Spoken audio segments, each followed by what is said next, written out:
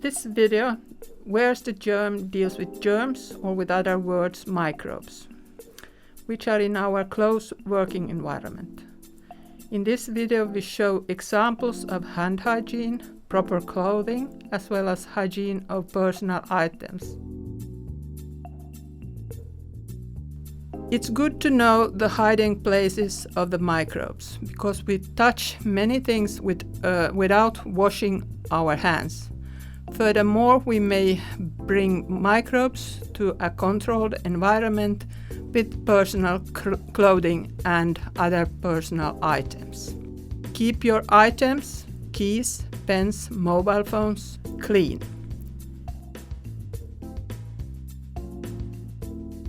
Here, the person brings non-clean items into the controlled food facility. Dress appropriately and wash your hands thoroughly before entering processing area in which there are hygienic demands. Remember to wash both hands.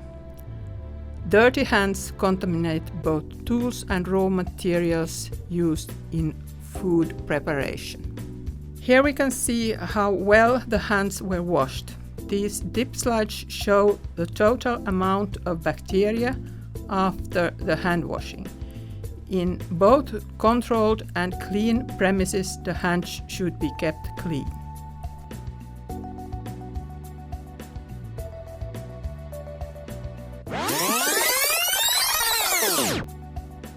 In a proper hand washing procedure, you must use plenty of warm water. Rub soap on the hands for about 20 seconds so that there is foam formed. Start with rubbing the palms and the fingertips. Continue to rub hand soap onto the backs, both thumbs, and the space between the fingers. Please remember to clean the spaces under the nails. Rinse the hand with lukewarm water. Dry them with disposable hand towels. Fabric towels are commonly personal and belong to home environment. Sanitize your hands properly with a hand sanitizer. This can be performed when your hands are visibly clean. Rub the sanitizer onto your hands until the hands are dry. This can take half a minute. Note: hand cream should only be used after leaving work. The hand hygiene can be checked using suitable methods, for example dip slides. On these dip slides, the microbes are seen as yellow colonies. The more colonies, the worse the hand washing was. A rapid hand washing leaves microbes on the hands, especially in the grooves under nails and between the fingers.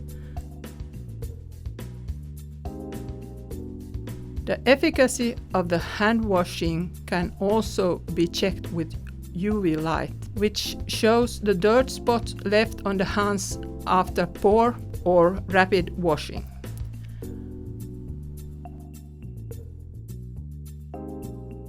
The glow agents, for example powder, hand cream and oil, visualize traces under UV light. These agents, as well as microbes, are removed in a thorough hand washing procedure. The above showed agents have been tested against allergic reactions on the skin. They are safe to use. Here we ask, how dirty is the dishcloth? Do you know the contaminants in your dishcloth? The soil in the dishcloth functions as nutrient for the microbes.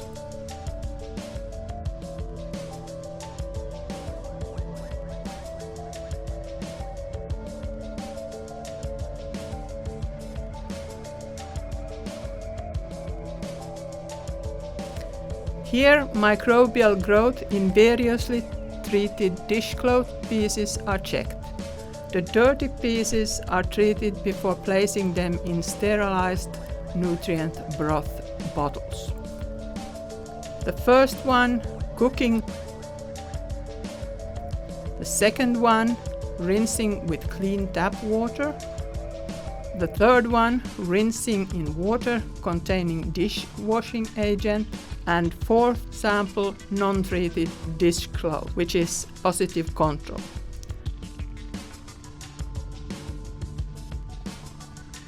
The negative control is sterilized broth in an autoclaved glass jar. The microbes in the dishcloth pieces make the broth cloudy. The turbidity or cloudiness of the sample broth are compared with each other. The cooked dishcloth as well as the sterilized broth stay clean during the whole trial. The more cloudy the broth is, the more contaminated is the dishcloth. Here we can see the samples after 12 hours incubation. In front of the samples we can see the controls.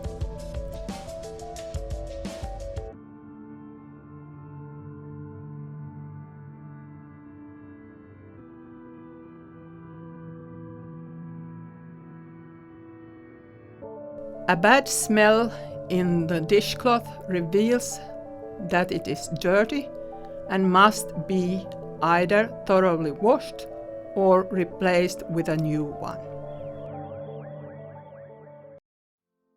In the third part of this video, we have the hygiene of the fridge. We store food in the refrigerator, and with time, the food products are spoiled as microbes grow in the foodstuffs stored in the fridge. Here the cleanliness is being tested with 3 different methods based on various techniques. The first test is based on UV light, ultraviolet light, which reveals both organic dirt and scale on the surfaces in the fridge.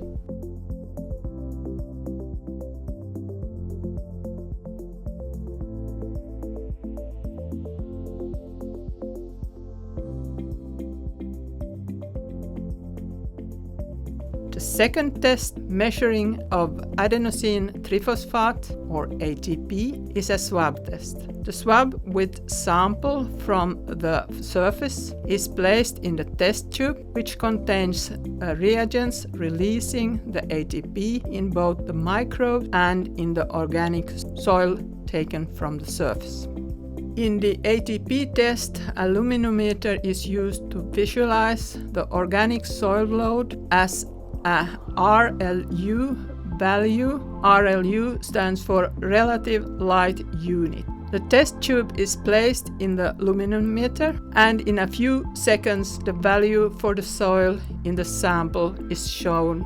The RLU value seen here is 2473, which means that the sample was very dirty. The more dirty the surface is, the more light there is, and the higher is the RLU value. Note that the RLU scale in each type of luminometer is individual. Thus, measurements with various equipment cannot be compared to each other directly. The third test is a protein residue test. The residues of proteins, for example albumin, are collected from the surface with a strip.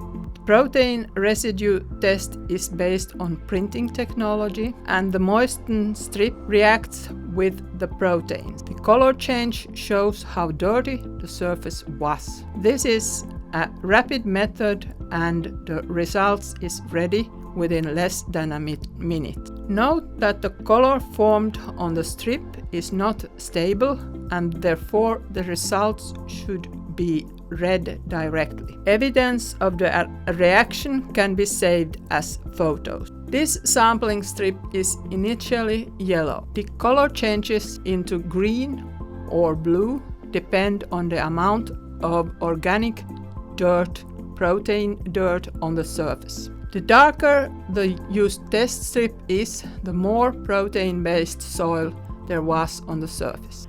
These 3 rapid tests are based on different techniques and are all used in practice in measuring surface hygiene. A proper cleaning of the fridge prevents spreading of pathogens and stops odor nuisance.